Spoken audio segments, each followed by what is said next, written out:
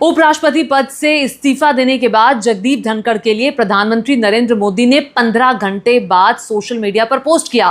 प्रधानमंत्री का यह पोस्ट साफ दिखाता है कि प्रधानमंत्री खुश नहीं थे जगदीप धनखड़ से, और साथ ही साथ प्रधानमंत्री को हमने देखा है, जो विपक्ष के नेता हैं, गुलाम नबी आजाद हों या फिर जो पूर्व वित्त मंत्री और राष्ट्रपति प्रणब मुखर्जी हों, उनके तक विदाई भाषण के लिए उन्होंने कई सारी चीज़ें कही थी और याद दिलाया था उनके कार्यकाल को।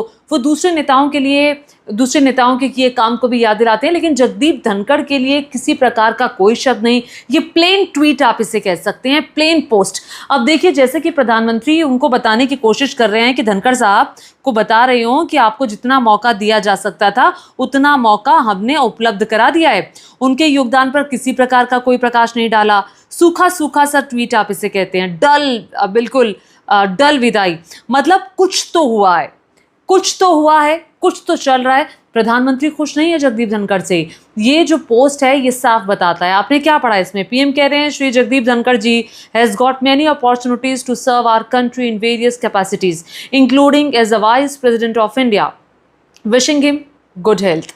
श्री जगदीप धनखड़ जी को भारत के उपराष्ट्रपति सहित कई भूमिकाओं में देश की सेवा का अवसर मिला है। मैं उनके उत्तम स्वास्थ्य की कामना करता हूँ।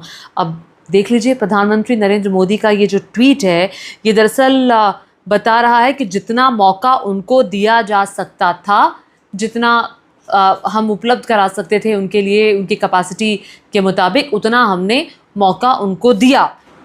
लेकिन अब उन्हें अपने स्वास्थ्य की चिंता करनी चाहिए, स्वास्थ्य का ध्यान रखना चाहिए। बस खत्म, ये ट्वीट इतने में ख़त्म।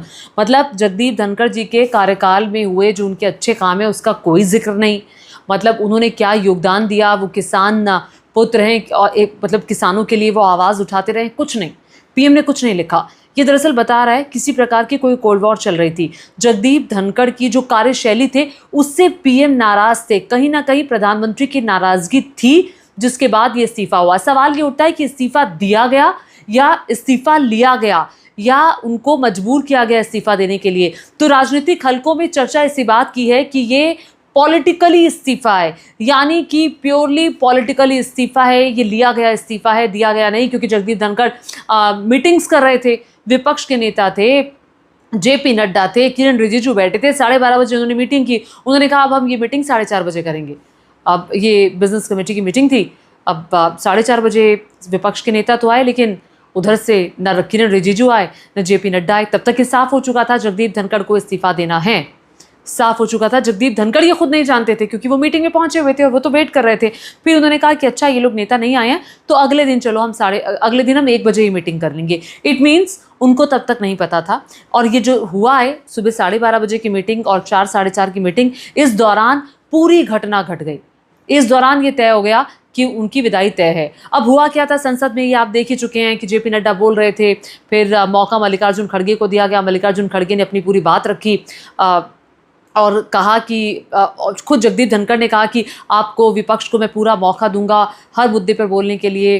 जो ऑपरेशन सिंदूर हुआ है, डोनाल्ड ट्रंप, जो भी मुद्दे हैं उस पर बोलने के लिए मैं भरपूर मौका दूंगा। अब कहीं ना कहीं अंदर से ये जो नाराज़गी है, ये नाराज़गी एक दिन की नहीं है। अब उपराष्ट्रपति का पद क्या है? संवैधानिक पद है, बड़ा पद है। वो राज्यसभा के उपसभापति भी होते हैं उपराष्ट्रपति। जगदीप धनखड़ जी का जो कार्यकाल था वो अगस्त 2027 तक का था। उन्होंने एक बार एक इंटरव्यू नहीं था, एक सभा में वो बोल रहे थे कि मैं अपना कार्यकाल पूरा करूंगा। वैसे कोई दैवीय शक्ति ही होगी जो मैं कार्यकाल पूरा ना कर पाऊँ।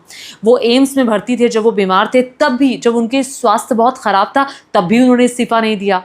आखिर अब अचानक से क्या हो गया? पूरा दिन उन्होंने कार्रवाई में हिस्सा लिया। 2-3 दिन से वो विपक्ष के नेताओं के साथ मीटिंग कर रहे थे।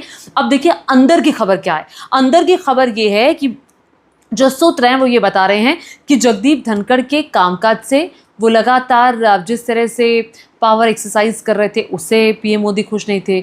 उससे जो लीडरशिप है बीजेपी की वो खुश नहीं थी। वो कहीं ना कहीं बयान देते थे। पिछले दिनों विपक्ष के नेताओं के साथ उनका मिलना बहुत हुआ। पिछले 1 हफ्ते में अरविंद केजरीवाल से मुलाकात की, मल्लिकार्जुन खड़गे से मुलाकात की, जयराम रमेश के साथ कई मुलाकातें उनकी हुई। तो वो खुश नहीं थे कि ये विपक्ष के नेताओं के साथ काफ़ी घुल मिल रहे हैं। और कहा तो ये भी जाता है कि विपक्ष के नेताओं के सामने उन्होंने प्रधानमंत्री की कार्यशैली की आलोचना की थी और ये बात पहुंच गई प्रधानमंत्री तक और बीजेपी के बड़े नेताओं तक।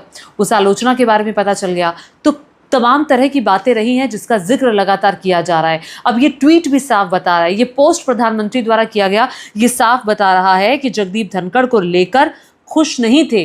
कहीं ना कहीं जगदीप धनखड़ की अगर मैं बात करूं तो उन्होंने सत्ता को खुश करने के लिए कोई कमी नहीं छोड़ी थी।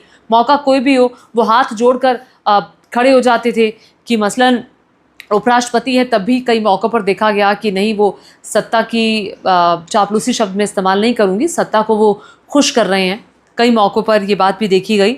तो कहीं ना कहीं अब जगदीप धनखड़ का जाना ये सवाल खड़े करता है कि ऊपरी लेवल पर उनके लिए चीज़ें ठीक नहीं थी। और कहने वाले ये भी कहते हैं कि भाई राजस्थान का हरियाणा का चुनाव निकल गया, राजस्थान से जगदीप धनखड़ आते हैं, जाट समुदाय है, हरियाणा में भी बड़ी संख्या में है, तो अब ये चुनाव निकल गया, काम पूरा हो गया। और जगदीप धनखड़ की कार्यशैली भी ऐसी रही कि उनसे नाखुशी, जो सत्ता में बैठे लोग हैं वो नाखुश थे, तो अब तो उनको जाना ही था। अब बड़ा सवाल ये है कि कौन बनेगा उपराष्ट्रपति, कौन राज्यसभा का सभापति बनेगा, ये बड़ा सवाल है। कोई कह रहा है नीतीश कुमार और राजनाथ सिंह तक का नाम लिया जा रहा है। आपको क्या लगता है कि प्रधानमंत्री का ये जो ट्वीट उन्होंने किया है, जो पोस्ट किया है, ये पोस्ट दरअसल क्या कहता है? इस पोस्ट के बारे में आप क्या राय रखते हैं? नीचे कमेंट करके बताइएगा। मेरा वीडियो कैसा लगा ये भी बताइएगा।